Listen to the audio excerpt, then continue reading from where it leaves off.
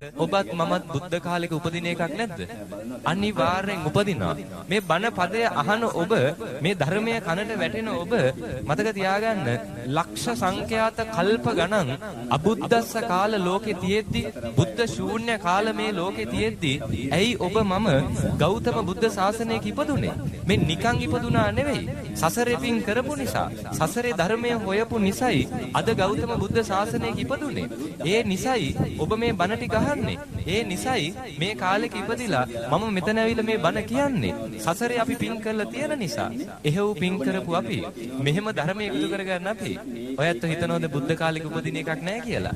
අනිවාර්යෙන් උපදිනවා. මේ සියලු දුක් වලින්, මේ සියලු කරදර වලින්, මේ ලෝකේ තියෙන කලබලෙන්, මේ විඳවීම ඇස්සේ අපි හොයනවා සැනසීමක්. මේ ජීවිතයේ තියෙන කලකිරීම ඇස්සේ අපි හොයනවා සැනසීමක්. අපේ ජීවිතයේ තියෙන විඳවීම, කලකිරීම, එපාවීම, අහිමිවීම,